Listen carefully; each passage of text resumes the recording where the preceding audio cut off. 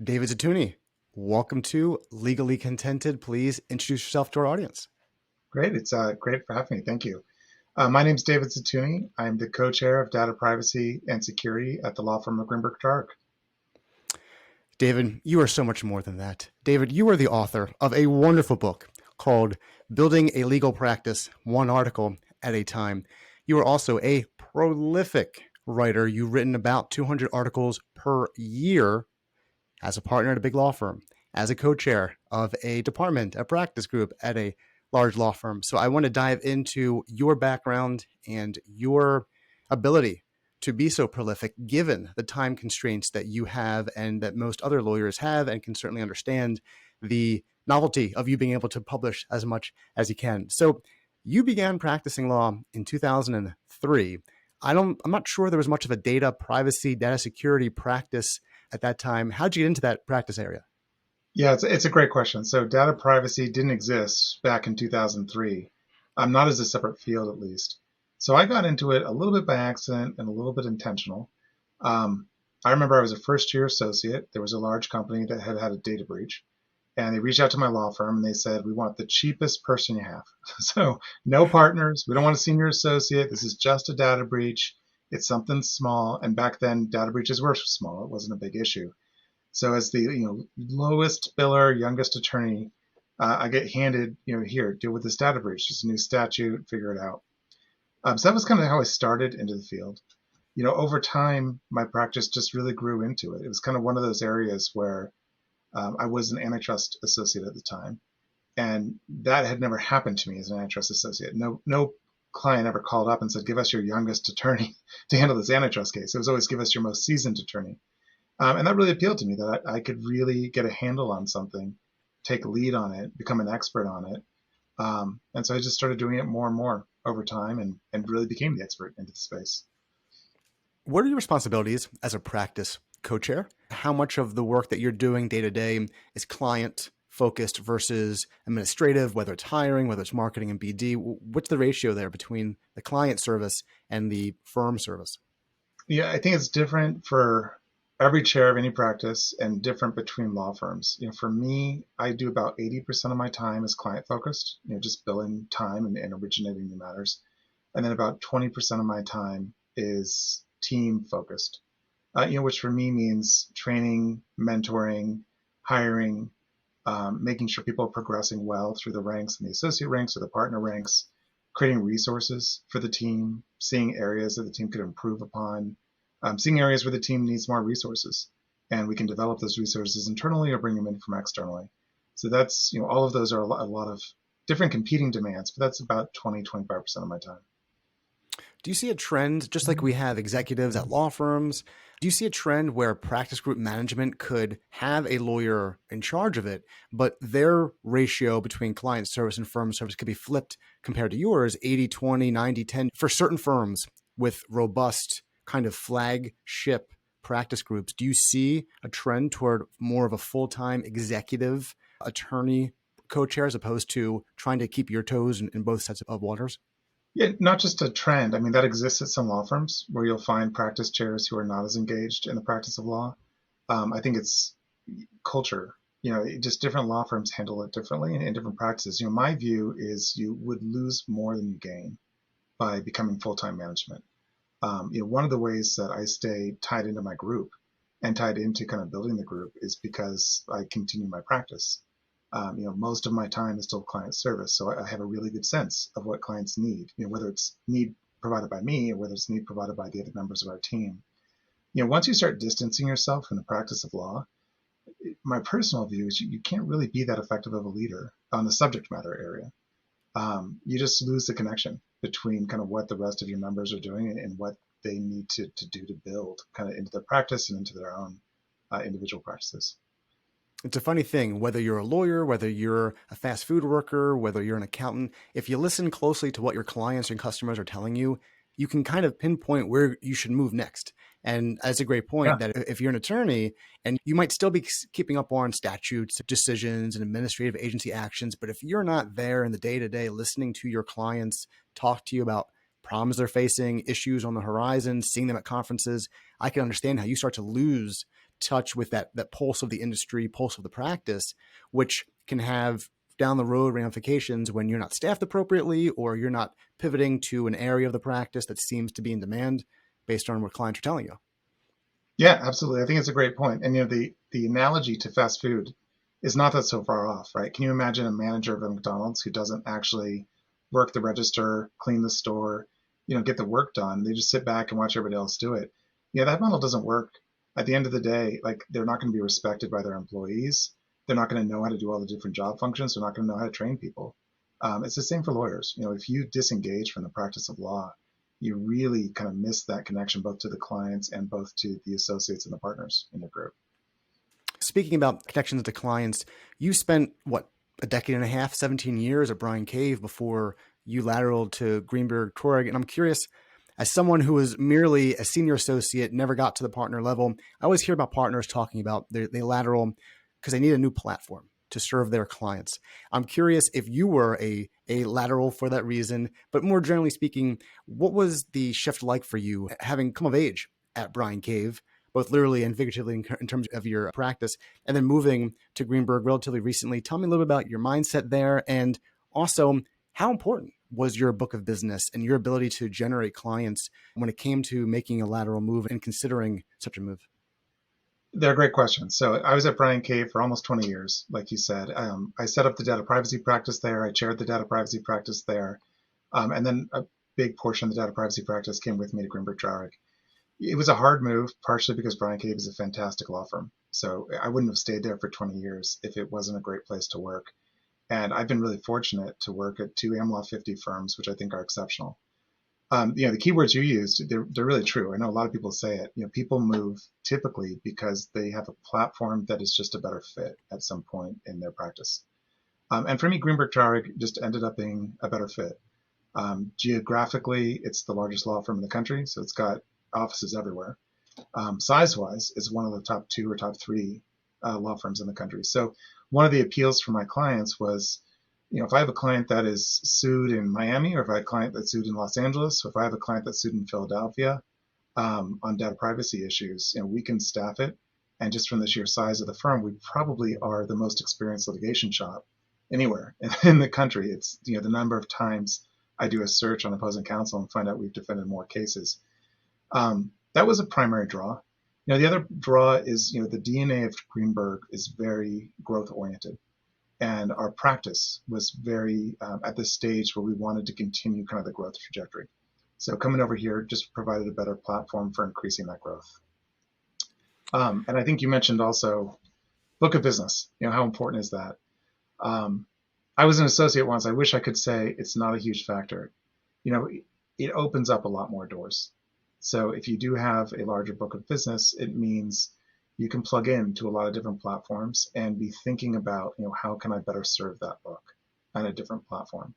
If you have a smaller book of business, that's less of a consideration. It's a little bit harder sometimes to plug into other platforms. And maybe the main consideration is not how do I serve my book, but how do I grow a new book at somebody else's platform?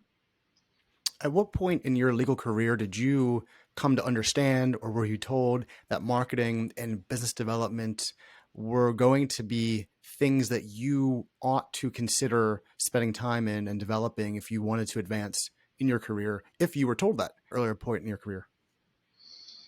I definitely, at Bryan Cave, there was a big focus on marketing.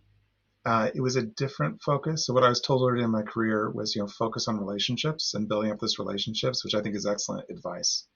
It's the long game. That's how I used to think about it. As a second or third year associate, somebody says, build your relationships. Your friends from law school will eventually be general counsel. They're not wrong. I just was very impatient. So, that is a good message for somebody who's going to wait 7 or 8 years and then cross your fingers and hope all your friends have done really well for themselves. I think I was not really directed towards expertise-driven marketing. That was kind of something that I happened upon on my own. And my focus has been, in terms of my own business development, exceedingly heavy on expertise-driven. Right? How can I demonstrate my expertise to the market? How can I create the bona fides so that when a client is considering multiple law firms, that they come towards me, not to some other law firm? And that's something I started developing probably as a mid-level associate, and really invested heavily, mid-level and senior, and then junior partner, and ultimately, just kept it going through kind of where I am today. Well, and that certainly seems to track with technology and social media. If you graduated law school in 2003-ish, early 2000s, you didn't really have social media until 2005, 2006, but you had some blogs around that time. And then certainly by 07, 08, 09, YouTube, podcasts began to become a bit more of a thing. So you certainly had content coming out. And I think late in that aughts, early in the tens, you started to see law firms slowly grasp onto the idea that content, expertise driven, could help you speed up that process, because you, David, can only get to so many coffees and so many conferences a day, a week, a month, a year. But your content can be seen by a lot of people every day, every week, and it lives out there in the internet. And if someone searches for the terms that happen to be covered in your article, boom, they find you. They didn't have to find you in a 1,000-person conference once a year in Tampa or Phoenix. They got you when they wanted you, when they needed you. Do you remember how you began to start writing as much as you did? As I mentioned before, you're up to about 200 pieces of content a year, which is just incredible. But how did you start this process of expertise marketing, of understanding that you need to write? And you're a younger associate then. You've got to balance the writing with the billable hours and the other commitments. For me, it was a journey. So I definitely, if you look at my writing from 15 years ago, it's utterly different from how I write today. A lot of what I do and kind of what you see in the book is talk about metrics. So it was kind of a light bulb moment for me when I realized, hey, we can grab metrics about how many people read my content.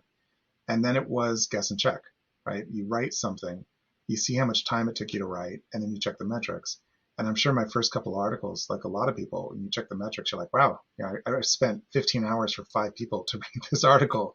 And then you learn from that and you say, that's not what I want to do. I don't want to spend 15 hours and I don't want just 5 people reading it.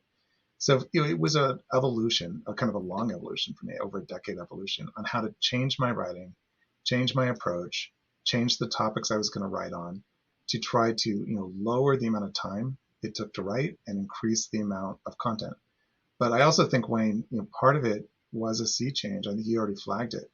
When I started as a junior associate and mid-level associate, there were some headwinds at my firm and quite frankly, every law firm, where they just weren't used to this idea of putting out real content. I remember people telling me, why would you give away the milk for free?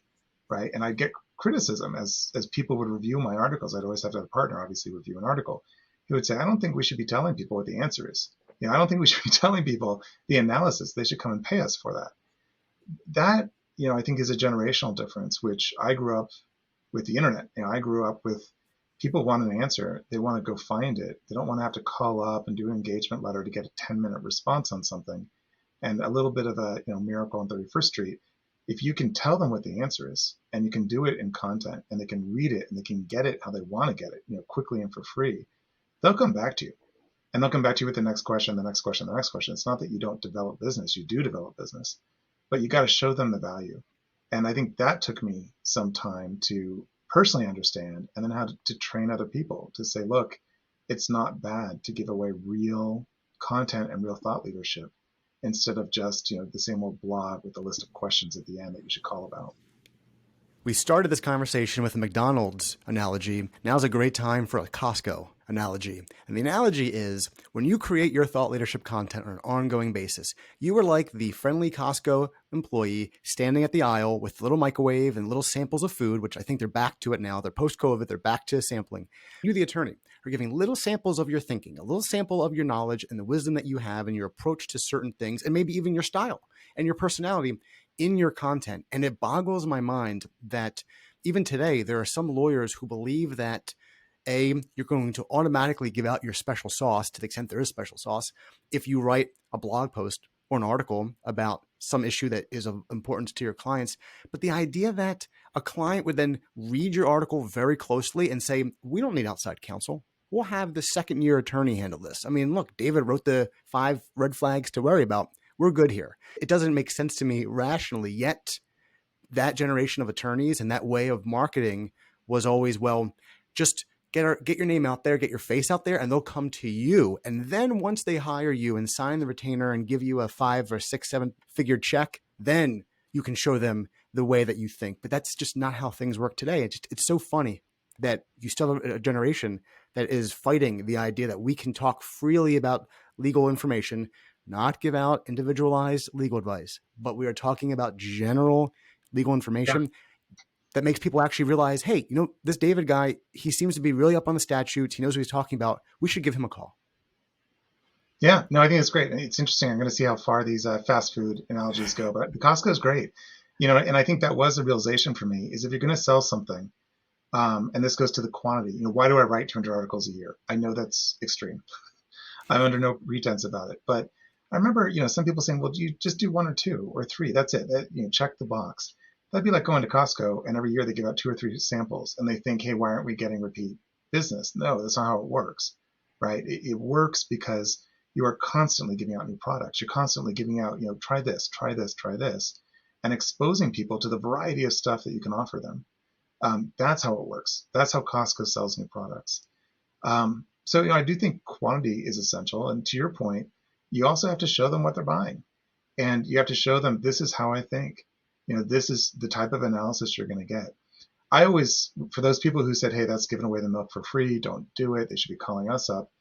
I have 2 or 3 responses to that. Number one is I don't want my phone ringing off the hook for people who have 1 or 2 minute questions that I can just shoot out an email or do an article and just solve for them. It's inefficient. That's not what I'm going for. I'm going for the fact that people know that I know the answers to these things. So when they have the bigger question, the one that can't be solved by reading a 30-second article, that they pick up the phone and they say, this guy knows what he's talking about. I know he knows what he's talking about because I've read all of his pieces going along, and now I've got a problem I really need him to address. That's far more valuable business to me. It's just more efficient. So that's part of it. The other part of it is just as a partner, as a shareholder at Greenberg Traurig, I would like a lot of different clients with different issues coming to me. If I'm putting out little tiny fires about basic issues all day long, I'm not going to have 100 clients. I'm going to have 5 clients because I'm going to have to respond to the same thing over and over and over on these 5 clients.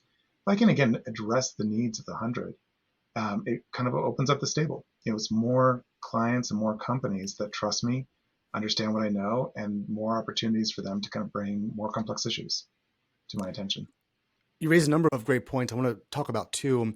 One of the things that I got from your book that I thought was really a smart way to frame this is that you can, to your point you made just now, your first point, you can give free guidance and insights to a large amount of your clients, which is actually an efficiency play. You are, by writing 1,000-word or an 800-word piece of content, you could answer a lot of questions from a lot of clients at once. And that just is so smart because we don't think of that. We think of this is always going to be a marketing tool. This is a business development tool. But thought leadership marketing, content marketing is a client service tool. It's a client retention tool. Knowing that your client might not have a matter actively in front of you and might not have one for another year, but they're on your email list and they are following you on LinkedIn and they're subscribed to the blog and they are seeing this content at your level, that you have other data privacy practices coming at your clients, trying to poach those clients from you, you need to, and lawyers need to continually touch base with their clients, but it doesn't have to be just by the phone call and hi, how are you, what's up? You can do that, but content, educate, and inform is such a great way to do that. And related to that, you mentioned about answering the same questions all the time and having, only a couple clients because you keep answering these questions. Maybe not for the kind of practice that you have, but there are so many legal practices where if the lawyers at a law firm or within the practice group actually mapped out the very common questions their clients had, you could create podcasts, you could create videos, blogs, an email course where a client understands exactly what's going to happen. A simple example would be someone's involved in a car accident. They're going to sue the driver and they need to know all of the stuff, like from medical records to depositions to the time it would take to all of these things. And you can ratchet up to even a high-end white collar investigations group. If you have a new GC who doesn't understand what an insider trading and internal investigation looks like, you can create media content that educates them, informs them. Do you think that GC isn't going to love your firm because you gave them information, adding value? They can listen to the podcast when they're at the gym or while they're lying in bed at night, and you just can educate and build that relationship outside of the prototypical, I'm going to market myself and develop business through this one-way communication, this one-way piece of content. Yeah, no, I think it's great. And I say this in the book over and over. If you're doing this right, it's win-win, right? The win is a general counsel is not being billed point one or point two just because they have a question come up. They're getting real information, real value for free. That's a win. The win for us as outside counsel is we're developing that relationship. And it's a relationship that, yes, we want to pick up the phone, we want to touch base with people, we want to take them to coffee. But at the end of the day, in this day and age, nobody's got time for that. Our general counsel clients don't have time for that. We could say, hey, do you want to grab lunch? They'll say, yeah, in 20 years, once everything calms down. And so, it keeps us on their radar. It keeps us, relevant. And there's an appreciation factor. They know that we're not going to overbill them. They know that we're going to be efficient. They know that if we can answer this easily, we'll answer it easily. And half the time we answer it for free because we're going to publish on it and send it out. And the win-win-win is they're winning. It's cheaper for them. It's more efficient. We're winning because hopefully we're their go-to resource. And we're kind of collectively winning because we've built a relationship that goes in both directions. To be as prolific as you are and have been, you've got to have sources from which to pull information that becomes the content that you write. In the book, you make it clear about one of the core rules is being able to repurpose and stockpiling content. How do you vet the pieces of information that come into your brain, come in front of you, in front of your colleagues, and the process for taking that idea or that thought and creating content? What is that process? Because we are swimming in content. There are ideas everywhere, especially, as we said before, if you're smart enough to listen to what your clients are saying and what other attorneys are saying. So how do you corral all those sources? What's the process for an idea becoming a piece of content? Yes, the genesis of an idea, it's the simplest thing ever. And there's no secret to it, right? My clients give me the ideas to write almost all the time. I'd say 80% of the time, 90% of the time. And I have a personal rule. I don't know if I put it in the book. I probably did. I talk a lot about the rule of threes in the book. I have a lot of rules of threes. So one of my rules of threes is if 3 clients ask me the same question the same week, I've got to write an article on it. Because it means if I've got 3 clients asking me that question, I've got 300 clients who have the same question in the back of their head, and they either haven't asked me, they're going to ask me, or they're going to ask another law firm. And so if I get the same question, definitely in the same day, which happens all the time, but in the same week, I get 3 clients who just ask me the same issue. I write it on the board behind me, and I write an article on it, and I'll send it out. Not just to my clients, but I'll publish it, and therefore the answer is out there. You'd be shocked at how much content that generates. If you start thinking that way of the best source for finding the best topics are your clients, because they'll tell you what's relevant to you, you will never be at a loss for what to write on. It just keeps going and going because your clients will keep having questions that they bring to you. So that's the start for me in terms of the idea generation. If you also follow that kind of thought process and say, look, my clients are going to drive what I write about. And if 3 clients ask me the same question, I should write an article. Well, if you've already answered the question 3 times to 3 different clients, you're already halfway to writing the article, right? You've already had to explain what the issue is. Obviously, you're not going to take any privileged information a client gave you, but 3 clients ask you the same thing on the same statute or law or case. You've probably had to respond to them. Take that response, and now you've got 40-50% of what you're going to structure into an article and you're going to publish to others. You're halfway through the writing process. And all of it is without lifting a finger, really, right? Your clients brought you the idea. You've already responded to your clients as part of good client service with the answer. And you're 50% of the way to writing without taking one non-billable hour. Now, the rest of it, you have to flesh out. You got to structure. It's different responding to a client in an email than it is publishing an article. But a lot of what my book talks about is how you make that process really efficient as well, so that you're not looking at 5 hours or 10 hours or even 2 hours to write an article. You're looking at 30 minutes or an hour and a half at max to try to go from inception of idea to final product and then pushing it out. That's a great segue to a question that people who are listening and or watching have to be thinking by now, which is 200 pieces of content each year. Even if some of that is repurposed, that's a hell of a lot of content. How do you find the time to write all of that content, to source it, to go through the channels that your firm requires you to go through in order to get the piece of content from the idea to actually published and public facing?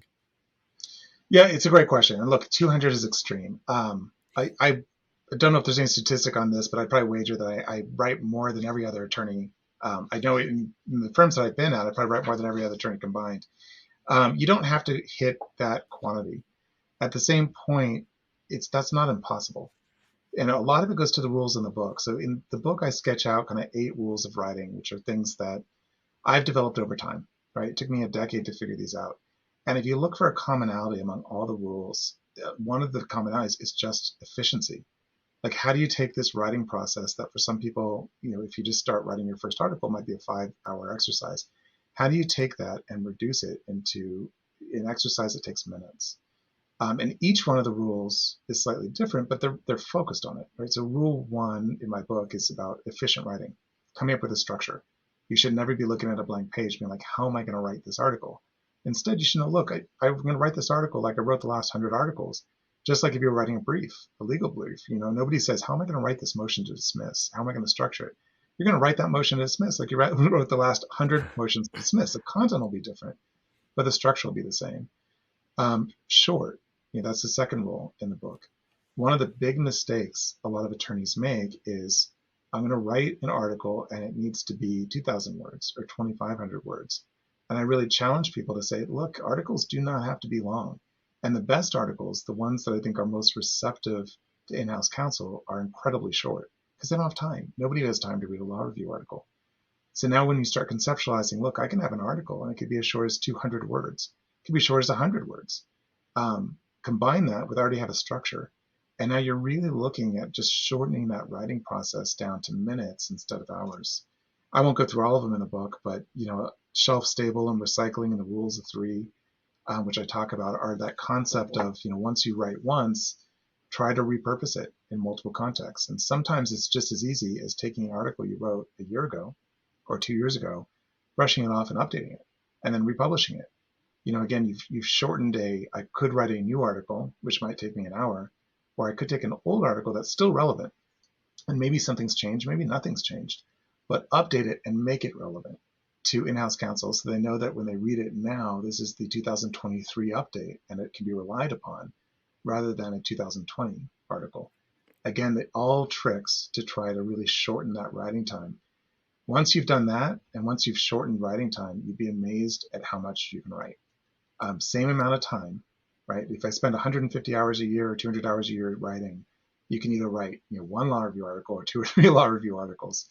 You can write 10 or 15 newsletters that are unstructured, or you follow some of these tricks, and all of a sudden it's amazing the sheer quantity of information that you can put out that's useful in the same amount of investment time.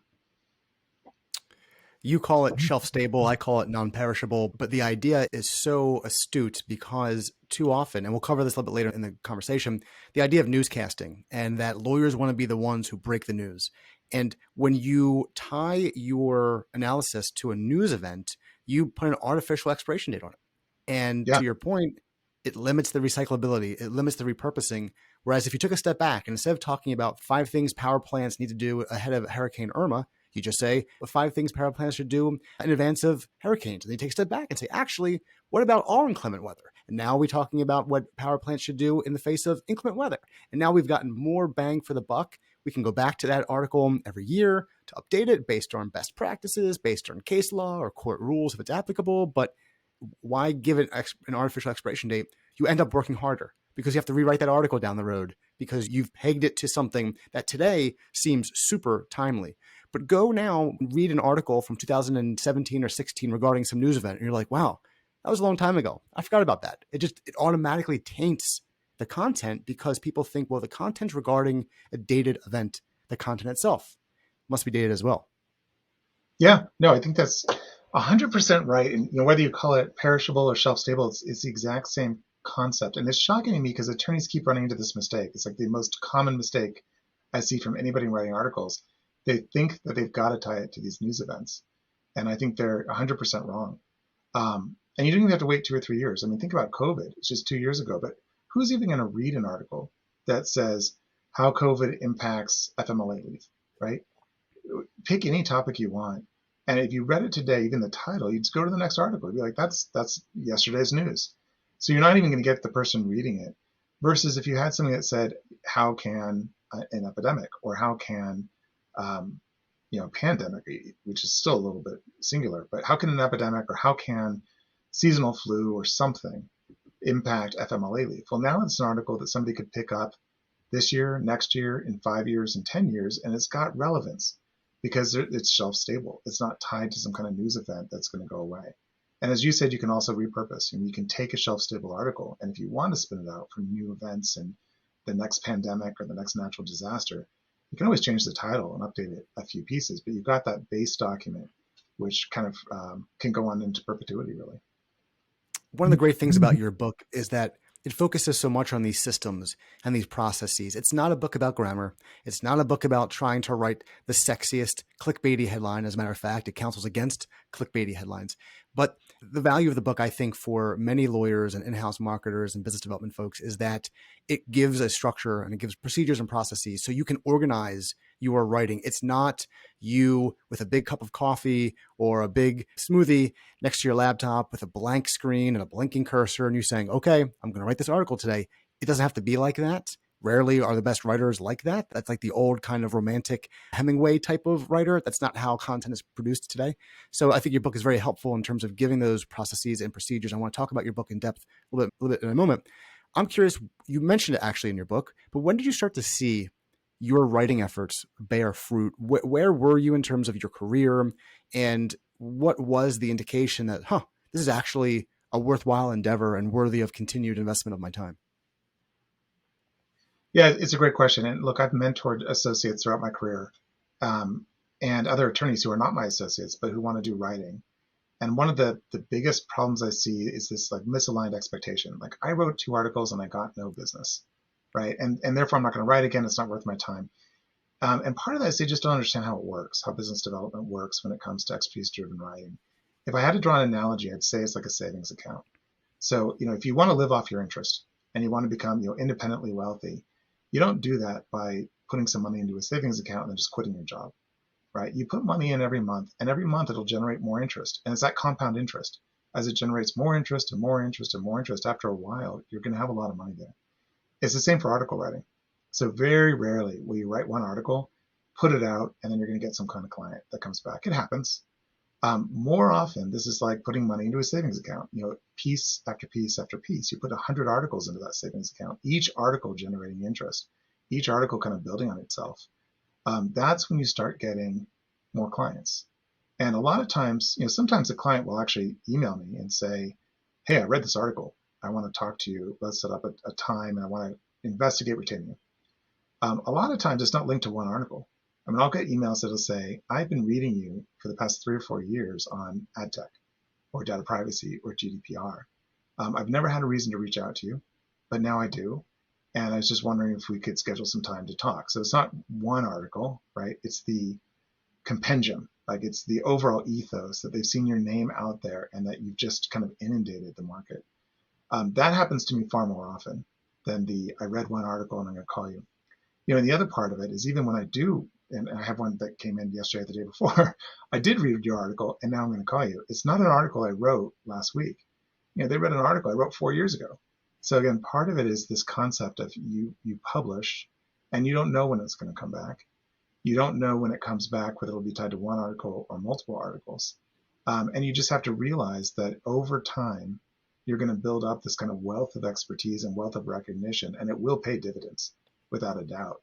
But you've really got to invest in it, and you've really got to kind of put in that effort and get a significant quantity out there into the market. This podcast is evolving into a battle of catchphrases and buzzwords. So I'm going to throw one back at you that I use here. So what you just described, I call that the cumulative effect of content. And the idea is that cumulatively, over time, the consistent creation of content sends signals out into the market that you are someone who's knowledgeable and wise. And people see that and they read your content for a year or 2 or 3, and they get to know you. They believe that you're knowledgeable and wise and that you can be trusted to handle their legal or their business issues. Also, when you write as much as you do, you have to become educated in the practice area and in the industry because you can't fake it. We'll cover ghostwriting later, which by the way is not faking, but to know the information, you need to be able to be aware of what's going on. You can't have the idea for an article and red flags to avoid. You don't know what those red flags are if you're not involved heavily in the practice and you're always learning about the industry and everything else. So that's a point. And then also sometimes your content catches the eye of a reporter or a conference organizer or a CLE Sure. provider, and they put you in front of an audience who might just happen to be 50 or 100 of your closest target audience, target clients. And you go, well, holy crap, this is amazing. I'm serving fintech CFOs, or I'm serving healthcare COOs. And here I'm at a conference where I have all COOs in the audience. So content can also help you in terms of getting in front of the audience by the right people seeing it. And they're not going to your point, if you do once or twice a year, you publish once or twice a year, the chances of you being found or seen go down compared to you pumping out an article once a month, once a week, whatever it might be. So right there in terms of the impact that consistent, relevant, valuable, and compelling content can do and create for an attorney. It's a great catchphrase. I'll use that in the future and 100% agree. Like that cumulative effect, it's really true. And if you don't get that at the beginning, you're going to get turned off of expertise-driven marketing, right? Article writing. Because if you don't realize that, you're not going to get the reward from it. You're going to think, hey, I published an article, I put in some time, now where's my prize? That's not what it's about, right? What it's about is creating that cumulative bank of content, and long-term, it is a long-term exercise, being identified as an expert. And once you've done that, you will get clients. You will develop that expertise. You will be able to sell that. But that's not done by one article or two articles, or in my book, I say 3, 4, or 5 articles. That is done by consistent, repetitive demonstrations of your expertise. Let's talk about your book a little bit. What was the inspiration? You obviously are not busy enough as a co-chair, or not busy enough churning out content and having family and other interests outside of the office. So you decided to write a book. What was the inspiration, and how was that process of taking time away from the primary practice and your family and anything else to actually sit down and write? Yeah, I don't know for this one. So I've written 3 books, and each of them had a different genesis. This one, unlike my other ones, I think I'd been sitting with this for so long about how I had been writing. And I'm a firm believer, this kind of goes back to article writing. There's an ethos in writing, like there's a zen in writing, that you really do distill something and learn it better when you write about it, right? When you do that about substantive content. I think for me, I'd been doing article writing for so long with these ideas of what worked and what didn't work, that sitting down and forcing myself to write a book about it really distilled it in a way that I could explain it to other people and really, identify that for me it was 8 rules, versus 6 or versus 10 or versus he has other concepts. So part of it, I think, was that desire to kind of distill this and go through the writing exercise. The other part of it was at some point in time, you just sit with an idea for so long and it needs to get out. And interestingly, I did not feel that for my other 2 subsequent books. That was not an exercise of sitting with it and needing to get out. This one was kind of a bit of a labor of love, a bit of a, these are just things that had been rattling around in my head and they need to be put onto paper. I need to get them out of my head. I think all of those were factors. The other factor was, and this is efficiency. There's some aspects of my article writing which are counterintuitive and countercultural to every law firm. Pick any law firm, the AmLaw 200, and there's some aspects of this where they say, well, that's not how we do it. That's not how it's done. And I frankly just got tired of trying to explain or justify how I was writing articles. It was working. I was the most read author among outside counsel, according to Lexology, for several years in a row. Had developed a practice which I really enjoy. And yet, a lot of people didn't get it. They didn't understand it. And so part of this was just trying to reduce in writing to explain these are the skills and this is the way that I'm approaching it. For those people who had reached out to me and said, hey, how can I do this too? And also for those people who didn't reach out to me, but just were not understanding of the connection between how you can write articles and how you can develop business. So I don't know if that answers your question. There's a lot of different factors that kind of came together at one time. I have to ask, dripping with sarcasm, weren't you concerned if you provided a game plan, a playbook for how any attorney can start writing as prolifically as you? Every co-chair of a data privacy and security group at every AmLaw 200 firm would take the advice and just start writing like you? Weren't you afraid to lose all your clients? It's funny. Somebody mentioned that to me after I'd written the book and it was still in draft. And a senior leader at an AmLaw 20 law firm had read it and said, why would you do that? Why would you explain your secret sauce? Yeah, and my reaction was interesting. I never even thought about it as I was going through. Part of it was I am, like many attorneys, competitive by nature and motivated by competition. And I think my outlook was, have at it. If you want to see if you can outwrite me or out expertise me, um, good luck. Right? Try to beat me in my own game. It'll just up my game. Interestingly, after I published it, I know a lot of people who have read it, colleagues in my field and other fields. And some of them have put it to practice, which is great. It's fantastic. None of it have I ever felt as threatening. I think at the end of the day, all we're doing is creating better content, quite frankly, for the industry, whether it's data privacy and security, my segment of it, or any of the legal industries. And ultimately, I think better content is just benefits everybody. It benefits in-house counsel. It benefits outside counsel. It's the stuff I want to read, frankly. When I open up an article not in my field, I don't want to read a bad article. I want to read a good one. So, yeah, it's an interesting observation, but I would encourage other people to adopt these practices. And, I personally don't take it as too much of a threat to my own practice. I said dripping with sarcasm because the joke is that even when you lay out point by point, line by line, the exact path to doing something, very few people who actually read that have the motivation, the discipline, the wherewithal to actually go forth and do it, right? If every get rich quick $1 million e-course or $1 million seminar, people actually followed it, they wouldn't have to keep going to the same seminar over and over again. So it's the joke with content that just because you're telling an in-house counsel how to work through a data breach investigation or how to do an internal investigation for insider trading, it doesn't mean they're going to follow it. It doesn't mean they can't use your help. They're going to almost need to use your help to get through it. 100%. And for my competitors, at other law firms, you're right. I mean, knowing the rules is a lot different from practicing them. And I do think it's good to practice them. I believe in these as trying to develop your own practice, but it's hard. It is definitely not a get rich quick scheme, and it's definitely not telling people how to do business development on the super easy. It's still a significant investment of time and expertise to kind of go on this path.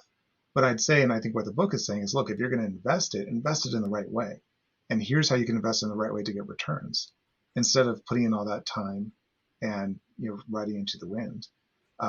But to your point, Wayne, I think a lot of attorneys, a lot of outside counsel don't invest that time. They're not willing to do it at the end of the day when they see how hard it is to kind of get done.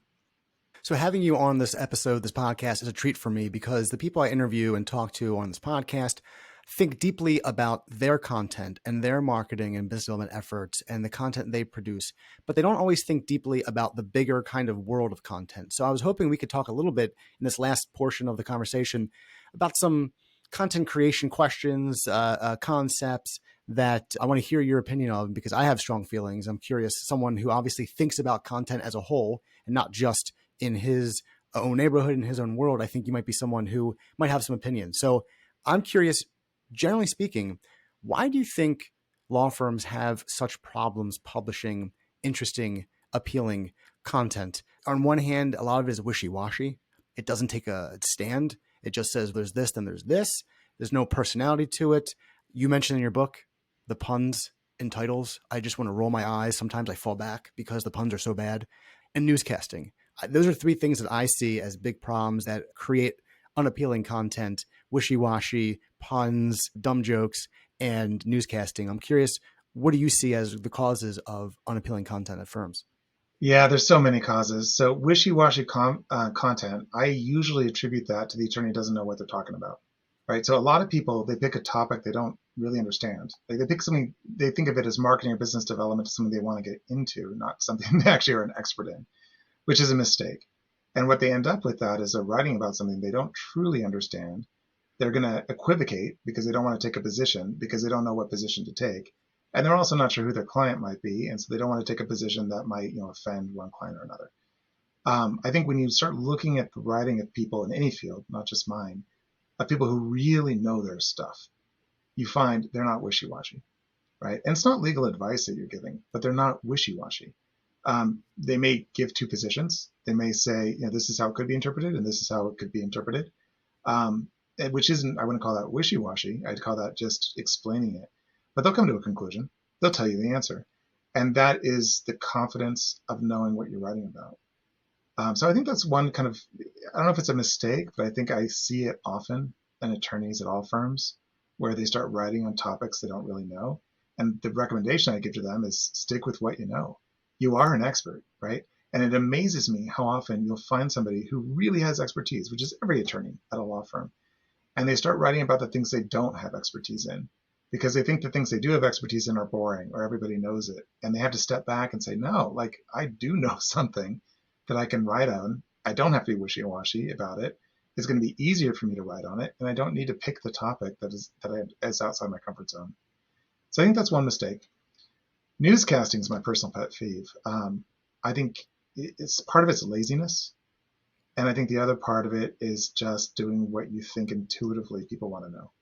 So the laziness aspect of it is, when an attorney's trying to think, what am I going to write about? They don't have a topic. Well, what they're going to write about is the thing that they see every other firm write about, right? Which is usually whatever has hit the news, whatever new event that they see an agency has done. And it's the easiest thing for them to find, right? If you are an SEC attorney, just go on the SEC's website, see their press release, right? The first press release, just spin an article off. I don't do that ever. You'll hardly ever see me write about a news event, no matter how big it is. Sometimes, but less than 1% of the time. It's easy for them to find the target, but then it's not going to have shelf stability, or it'll be perishable, as you would phrase it. So, I think that's a trap that people fall into, and they really have to push themselves and say, look, I need to not be lazy about selecting my topics. And the other half of that is, aside from laziness, that's just how it was done. If you see 50 articles out there from law firms and half of them are all about newscasting, and you're thinking, how am I going to write an article? You just kind of emulate it. You say, that's how you write it. And I think they don't step back and say, yeah, but nobody wants to read that stuff. And there's 50 articles about the same topic. And I don't want to have to compete with 49 other articles, which are writing the same thing over and over. And puns. It's like we can't forget those puns from Law Review or whatever journal we may have been on in law school, and we just bring it with us. And yeah, it's just like, and when your title has to be 25 words long to be able to make the pun and connect it to the topic, that's even worse, right? It's going to 3 lines because we have to make the pun. We have to make it work. It's the 100% Napoleon complex, right? It's people won't think I'm smart unless I come up with something that's just so witty, like such a pun that they can see, how much I can turn a phrase. And you just don't need it. It takes the other person mental energy to decipher it, to even figure out what you're talking about. So I think it's counterproductive, and it doesn't really serve a purpose. With the apologies to whoever wrote this, I just saw a headline today in the Legal Intelligencer, which is a law.com affiliate serving Philadelphia and Pennsylvania legal market. It was a reference to, we don't talk about Bruno. It was referring to a case named Bruno, but that we don't talk about Bruno is a reference to a Disney movie, Encanto, that came out, I don't know at this point, 1.5 years ago. It was in pop culture. It was everywhere, but that was 18 months ago. And now you read it, you're like, oh, okay, we're like a little behind the times, because that seems like, well in the past, part of our COVID lives. Look, I get the reference because I have young kids, but if you're thinking about a title, you've just alienated 50% of your audience who doesn't watch Disney movies, right? Yeah. And so they have no idea what you're talking about. And then the other 50% of the audience is thinking, is this about Disney? Is it about the song? And they have no idea what your articles are about. It'd be much better just to say exactly what the point is of your article, so that when somebody's searching for it, they don't have to type in, we don't talk about Bruno and get 1,000 Disney hits. Yeah, they can just type in the question that they're looking for, and then it'll pop up. Yeah. In your book, it seems like you talk a lot more about publishing on owned channels, the website of law firms, their blogs. I didn't see much discussion about external publications, Bloomberg Law, Law 360, industry trade publications. I'm curious, is that something that you don't recommend attorneys do? Or what's your take on that, just based on its absence from the book? Yeah, no, it's an interesting observation. So I've written for both, obviously. I tend to go towards owned channels because you can control the structure and you can control the length. One of the problems with third-party channels is most of them have editorial guidelines. And they're not good or bad, but they want to make sure that their articles are all 2,000 to 2,500 words or 3,000 words. They want to make sure that their articles have certain headings. They want to make sure that you have the font the same color. My viewpoint is all of those are non-substantive issues, right? You're investing time not to convey substance or expertise. You're investing time to abide by editorial guidelines. They're not bad or they're not good, but it drives up the cost to me. If I switch between a Law 360 article and a Bloomberg article or a Wolters Kluwer article, I now have 3 different formats I've got to remember, I've got to write. If my article can be done in 500 words and they want it done in 2,000 words, I've got to come up with 1,500 words of fluff. To me, those costs, they're just not worth this, the juice isn't worth the squeeze. Hmm. So I would rather be able to control format and length and time of publication and just self-publish, publish through a law firm's website, which ultimately is not truly self-published. It's an owned channel that's going to get repurposed. It'll be Google searchable. It's going to get republished by data or article aggregators. So it's not like somebody has to go to my firm's website to read it. I tend to steer in that direction rather than steering towards those artificial editorial guidelines. And you make a good point. Reuters, for example, requires that paragraphs only have 3 sentences. And if you are an old school attorney who you love your 7 sentence paragraph, you've got to retool how you write and retool how you explain your ideas. Your points are well taken. I would say that the only downfall of the own channels is that you lose discoverability when you are publishing in a industry publication where people don't know you already. And obviously, the goal is to get them to sign up for your law firm's email blasts and come to subscribe to your blog posts. So they come more frequently to your site where you own. But I have seen lawyers who they were never thinking about that external audience. They only focused on social media or their own blog. And it was hard for them to wrap their head around. There's a whole audience out there. They don't know you yet. And the way to get Yeah, to them is to be where they're at online, which might be an industry trade publication serving the clients that you as a lawyer have. it's a great point, and I wouldn't disparage those publications at all. It's just that cost benefit analysis. I mean, I think there's definitely that trust brand of being, published by a third party that helps, and getting exposure to new audiences that helps. You just have to balance that by how much time you're going to have to invest to abide by their guidelines. And the guidelines aren't bad or good. Like you said, for Reuters, it makes for a good reading experience. Somebody can always read a Reuters article and it has the same style. It makes for a horrible writing experience, right? Because you have to, as a writer, shift gears every time you have a new audience, and that just takes time and effort. Speaking of cost benefit analysis, you in your book make it clear that you believe lawyers should be writing this content themselves.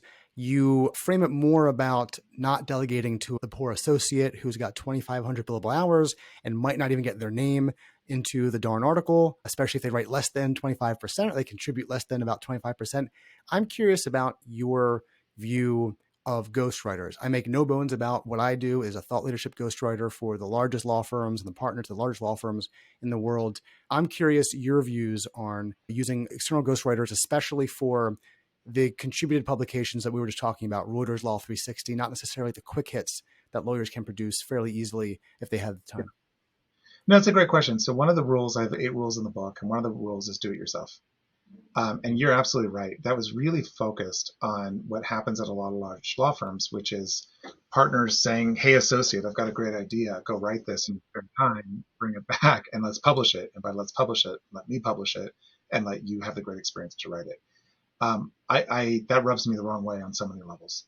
And so what I was trying to put out in the book is, look, it's your practice, whether you're an associate or whether you're a partner. If you want to be the expertise-driven business developer, you've got to do the work. And the work is to demonstrate your knowledge to clients. It's not somebody else's knowledge to clients. That's part of it. And the other part of it is you're the only one who's motivated to do it internally, right? For a shareholder or a partner to go to an associate and say, hey, write me an article. That associate is going to spend 10 times more time than it would take you to write it because they don't know the content. They're going to put something together that you don't approve of because you're the expert, not them. They're learning. And at the end of the day, they're going to get burned out because now they have to do billable hours and non-billable hours. And they're not getting rewarded at most law firms for the non-billable hours. And they don't feel like they've probably been recognized if they don't get a byline. All of those, it's just a bad combination. So I'm famous in my own group and famous among the firms I've been in telling shareholders and telling partners, grow up and do your own writing. That doesn't mean you can't use ghostwriters. It doesn't mean you can't use professional people who that's their job and they are motivated, right? Their interests are aligned. I just don't think using associates necessarily makes a great idea unless the associate's interests are aligned. So if the associate does have the expertise, which happens often, great. If the associate's going to get the byline credit, and so they see the benefit to it, fantastic, right? And if you're going to co-write with an associate, fantastic. And associates should be writing for themselves. This is not about like it should be partners, not associates. It's about you can't have somebody do your work for you and expect them to be just as motivated as you are unless, it's somebody who's professionally doing it for you. And even then, and Wayne, and this is your area, not mine, I imagine even when you have a professional ghostwriter, they are working one-on-one with the person who has the expertise to understand, well, what are we writing about, and what are we trying to convey to the consumer, which is the in-house counsel. The other part of it is going to people who actually know the expert area, right? So professional ghostwriters who are dedicated in labor and employment, because they used to be labor and employment attorneys, yeah, they can write about labor and employment. But going to somebody who's never done labor and employment before and say, hey, write me an article about that, probably is not that successful. Yeah, and the prototypical application for the kind of ghostwriting that I do and that other people do is David is busy. He has an idea for an article. We've committed to publishing an article in Reuters in 3.5 weeks. It's between 1,000, 2,000 words, but he's too busy, but he has the idea. He knows what he wants to talk about. And then we have the conversation where you give me that download of all the information in your head. And the article ends up being about 85%, 90% what the attorney tells me, the other ghostwriter, but it's incumbent upon me as a lawyer to rearrange the content, to write it in a way that's clear, to organize it so that the reader goes, this was helpful. Yeah. And sometimes the conversations you have, you're lucky, you're fortunate because you write so often, you know how to structure an article, you have processes, you have templates. Many attorneys don't.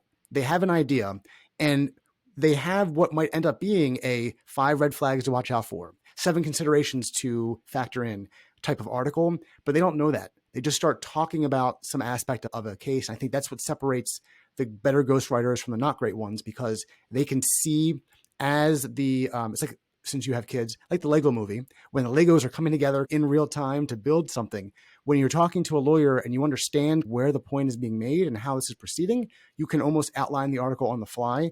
That I think is arguably the most helpful aspect here, is giving the idea structure and then writing them in a way that the attorney approves of and that is clear to the audience. That's a great point. of the process. And I try to refine my Rule 8, do it yourself. What it's really about is, do it yourself, meaning you either write it or you collaborate on it. You can't outsource it, right? So what you're describing, Wayne, in terms of, I think, how you function, it's a collaboration where somebody is kind of downloading information, you're helping structure it and write it. That's different than an outsourcing, which is, hey, write us 10 articles every month, and because we want to elevate our profile.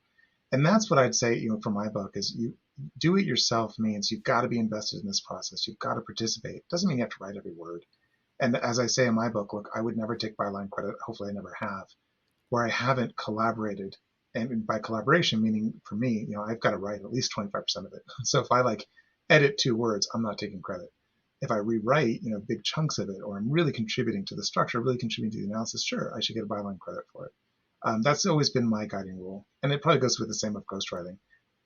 If you are collaborating and you are providing that 25% insight, guidance, direction, thought process, and then working with somebody else to kind of finish it and finalize it and structure it, I think that is consistent kind of with my approach on do it yourself.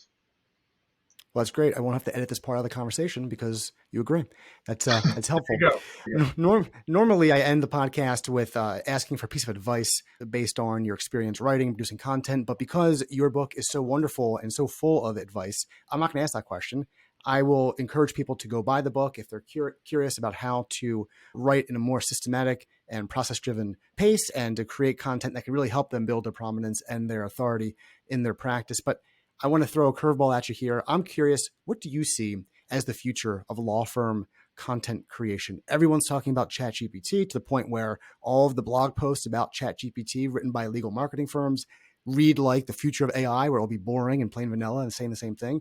I'm curious, what do you see looking forward the next couple of years in terms of law firm content creation, especially at firms the size of Greenberg, Bryan Cave, AmLaw 100, AmLaw 200 firms? Yeah, it's a fantastic question. I'll be the first to confess. I'm great at a lot of things, but predicting the future, I've always been really horrible, or I'd be much better at real estate investments and stock investments. Answer is, I don't know. I think the key to this as a practicing attorney is if you stay active in business development and marketing, meaning you're just kind of constantly writing, you're going to evolve. You will evolve with the industry. And if that means content's shifting to paywalls, great, you're going to shift to paywalls. If it means content is shifting to having AI write the first draft of articles, great, you're going to do that. The key, though, is that if you're writing every week or every 2 weeks, you're going to go with the twists and turns. If you're not and you're on the sidelines, you're going to get blindsided. And before you know it, all content will have shifted to a different form that you have no idea how to use, no idea how to tap into.